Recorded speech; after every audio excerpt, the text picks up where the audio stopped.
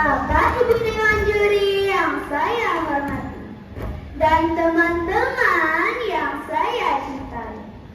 Pergi ke laut memancing terisi, dapat seekor bawa ke kapal.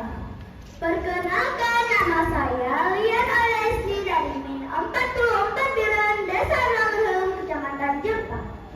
Assalamualaikum warahmatullahi wabarakatuh.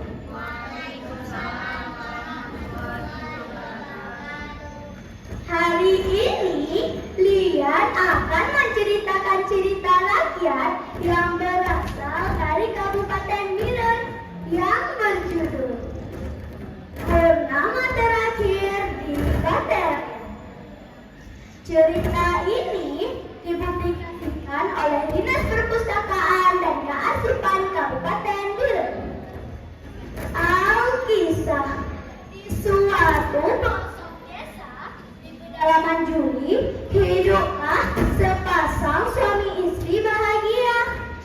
Mereka dikaruniai seorang anak gadis yang cantik juga. Mereka beri nama Pacut Intan. Pacut Intan sangat sayang kepada kedua orang tuanya. Begitu juga dengan ayah dan ibunya. Kehidupan mereka hanya ditopang dari hasil menjual kayu bakar. Tapi Pacut Intan tidak pernah mengeluh akan kehidupan yang dirasakan. Bu, makanan kita hanya cukup untuk hari ini saja. Aku harus kembali mencari kerja supaya kita bisa pulang. Ujar sang suami. Kemana lagi kita harus mencari kayu bakar? Sekarang ibu hujan, pasti kayu kita tidak laku untuk dijual. Keluh ibunya. Ibu, ayah, aku lapar. Pacut mengeluh dari kamarnya. Iya nak, sabar sebentar. Teriak ayah pada Pacut. Apa kau dengar?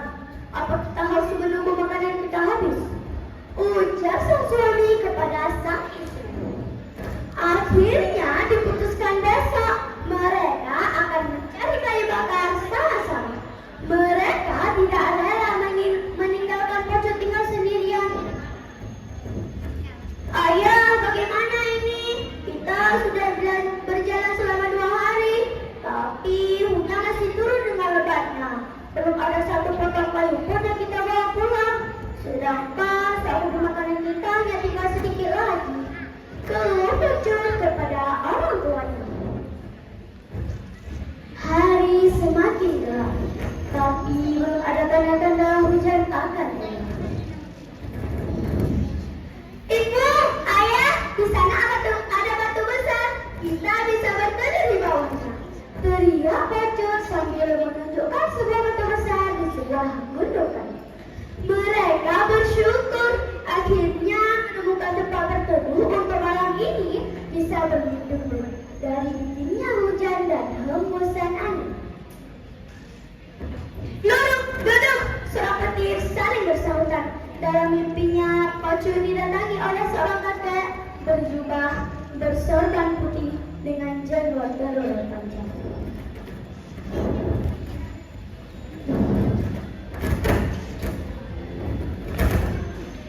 Wahai anakku, di batu besar ini terdapat perlengkapan rumah tangga dari emas, perak, dan tembaga, seperti piring, sendok, dan prasmanan lainnya. Ambil dan jualah beberapa untuk keperluan keluargamu. Sisanya biarkan minta diraga diri. Dan apabila di antara masyarakat desa yang membutuhkan perlengkapan untuk penduduk di sini. Tapi kakek ini siapa? Tanya Pacut. Aku adalah penghuni hutan ini, sekaligus penjaga harta yang tersimpan di dalam batu besar ini. Jagalah amanah yang telah aku berikan kepadamu. Wahai anakku, ingatlah tantangannya tidak boleh dilanggar oleh siapapun. Apa tantangan? Siapa saja boleh mengambil peralatan di dalam batu besar ini. Tapi semua harta itu harus dikembalikan dengan keadaan utuh dan tidak kurang sama sekali setelah 7 hari acara selesai. Tapi kalau tidak, semua harta itu tidak akan bisa dikembalikan lagi. Batu besar ini akan selamanya meletup. Lanjut sang kakek. Baik kek, aku akan menjaga amanah kakek. Jawab Pacu dalam mimpinya.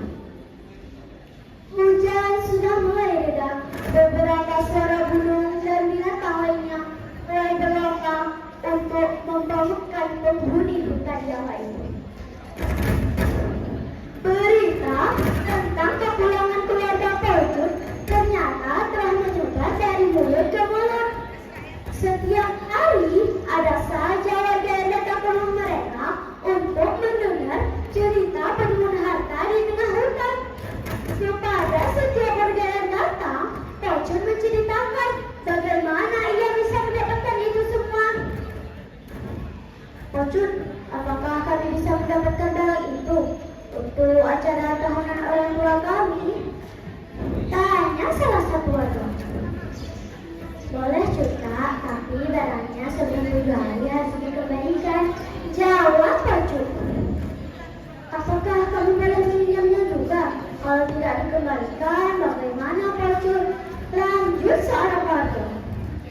Pocun dan orang tuanya berusaha menjawab semua rasa penasaran warga. Hari demi hari, bulan demi bulan, dan tahun demi tahun, kehidupan masyarakat desa telah berubah. Mereka tidak lagi merasa kekurangan saat melaksanakan gaduli. Semua karena perlengkapan rumah tangga dari batu raya atau batu besar di tengahnya. Akhirnya, petaka itu terjadi. Sesuatu yang ditakutkan oleh Pocun dan orang tuanya. Berita tentang kepulangan keluarga Pocun ternyata telah menyebar keluar desa. Pada suatu hari, datanglah satu keluarga ke rumah mereka yang berminat untuk meminjamnya juga. Nah, apakah kami boleh meminjam barang itu untuk melengkapi perlengkapan kami yang sudah ada? Tanya mereka. Dengan sangat berat hati, Pocun menjawab bahwa barang itu diperuntukkan hanya untuk desa mereka. Itulah amanah saya harus menjaganya. Jawab Pocun. Kami akan mengembalikan sebelum 7 hari. Tolonglah desa mereka. Kecurigaan dan ketakutan Pocun dan orang tuanya terbukti.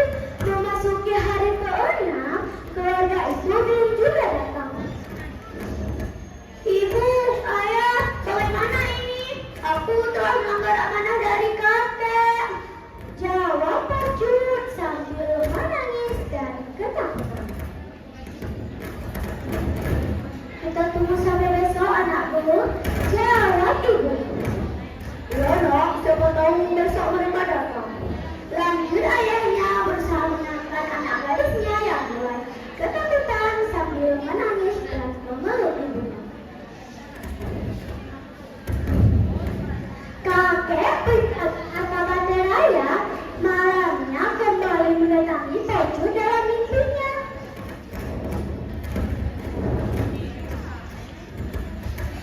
Kalian membuatku murka.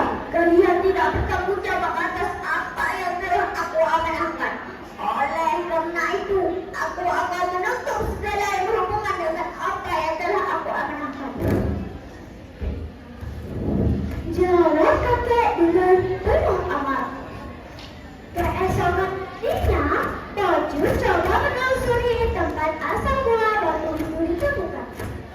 Namun sayang, yang disampaikan dalam mimpi ternyata benar.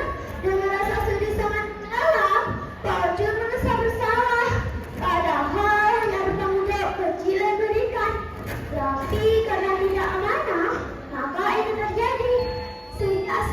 Itulah baterai raya yang tampak seperti batu besar biasa. Ini desa tempat batu besar itu diberi nama baterai raya. Teman-teman, ada pesan moral nih, mau dengar nggak?